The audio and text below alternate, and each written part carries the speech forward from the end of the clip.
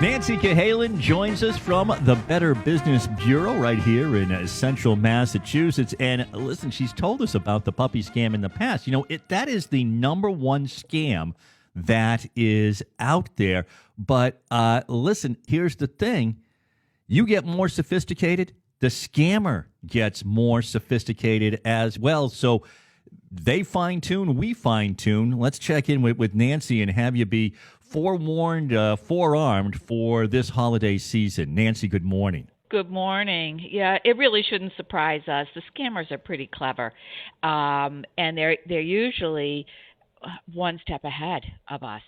So the good news is that the number of puppy scams is finally decreasing.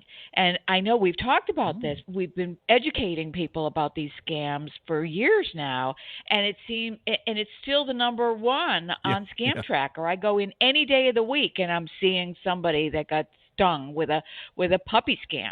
So the good news is that the number of scams is actually reducing. The bad news, however, is that they fine-tuned this scam and increased the average monetary loss by 60% since 2017.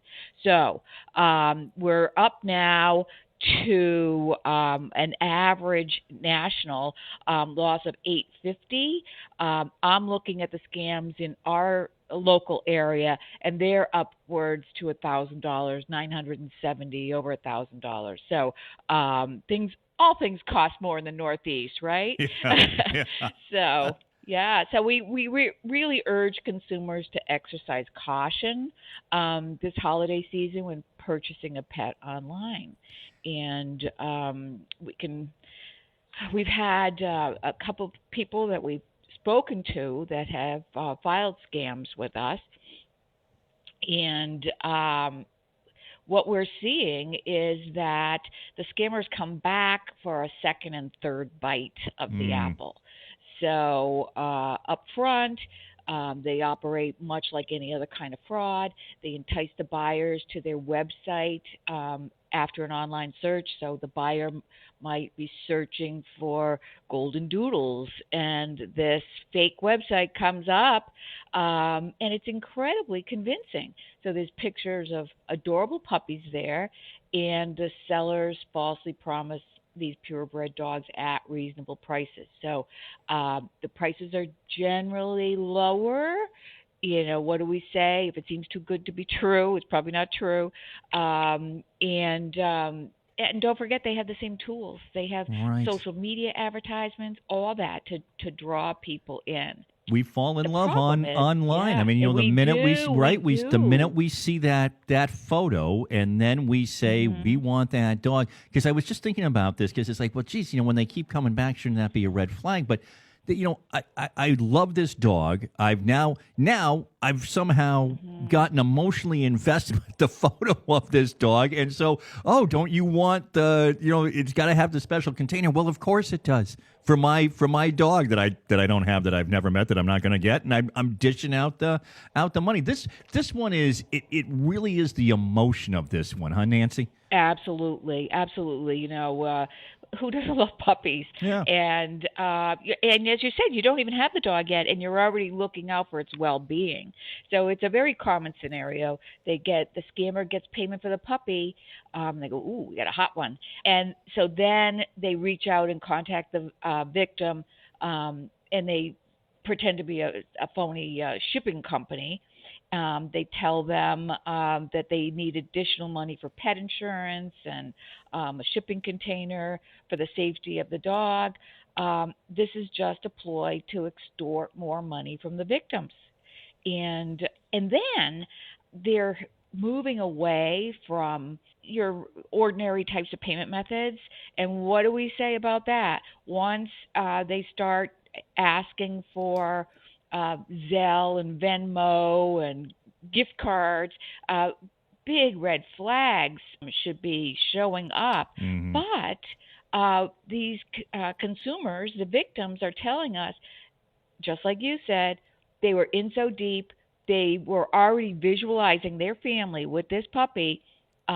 they didn't pick up on these warning signs. So the scammer might say that your credit card didn't go through. It didn't go through. I mean, oftentimes that happens. There's a variety of reasons, and so they'll ask for a different form of payment, and that's Wow. when you start to get desperate. You were counting on having this puppy, and so you're going to do what they say. You're going to use Zelle. You're going to use Venmo, or they say, "Hey, I have an idea. Why don't you go out and buy gift cards, Visa gift cards, and call me back with the numbers on the back of them." And you're like, okay, we can do that. Yeah, that's a way around this problem with the credit card. So now they've gotten this payment that you can't trace and you can't undo. And they also have your credit card information, so they can use that for a different scam down the Yeah, road. right. Isn't that something? You know what I was thinking too, Nancy. Though on this one, so I understand. I'm looking at that picture and I fall in love with that. But you've said a couple times now that what they're really doing is, these are like very specific dogs, and you want this breed, and you sort of want this pure breed. Don't they have to provide some sort of paperwork that's like shows, hey, this is the dog's parents, and this is why it's the kind of breed that you want? So putting up a picture is one thing. Are they sophisticated enough that they're faking other things too? That's a very good question, Hank. I would think that they would have to provide those documents with the dog. Since you're not getting the dog, you're not going to get the documents either. Right. When you're talking about searching for specific breeds, we have a scenario here locally that is mind-blowing. Okay, so we had 5 consumers reach out to us from across the country. Mm. And in October, a woman from Ohio went online, and she wanted to get an English Mastiff puppy for her family. And she searched for it, and she found one on a website claiming to be a breeder located right here in Templeton, Mass. She paid $970 for the puppy, and she didn't get it. Wow. So she said they seemed legit. They had contracts and pictures of puppies. Right. Okay? That's what I was thinking. They must have. Right. They Yes. must have that so that So here is somebody who felt that they had checked up a little bit. Yes. Soon after that, we have another victim. This one's from Iowa. She reports that she made an $870 payment via PayPal to that same Templeton breeder.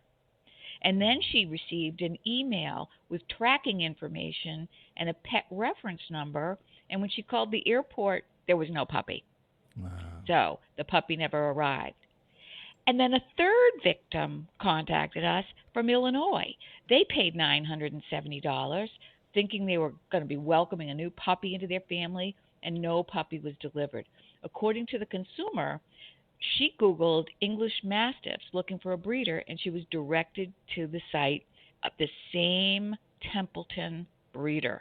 They were requested to make their payment via Zelle. They were contacted by a shipping company and asking for another $1,250 for pet insurance and a shipping container, and that's when they realized they'd been scammed.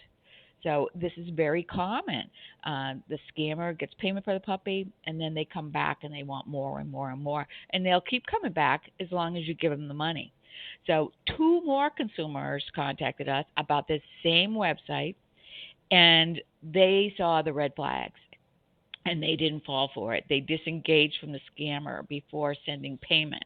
But one of them did a little sleuthing and contacted the animal control office in the town of Templeton to ask about this breeder.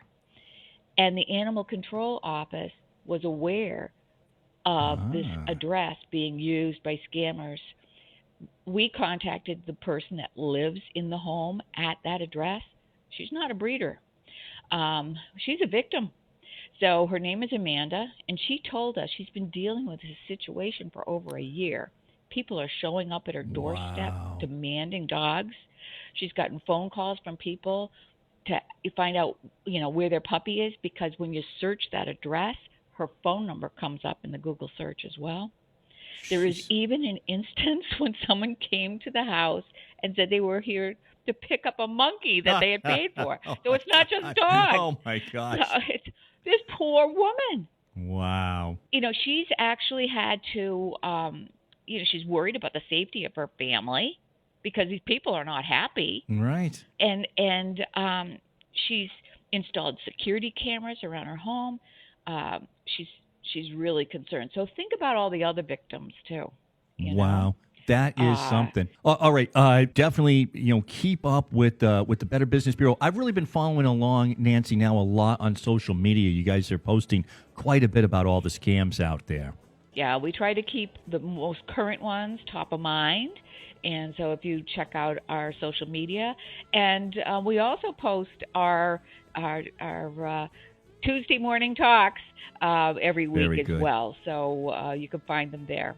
Very good. Nancy Cahalen, Better Business Bureau, thank you so much for being with us. It is the Talk of the Commonwealth on the Radio Worcester Network.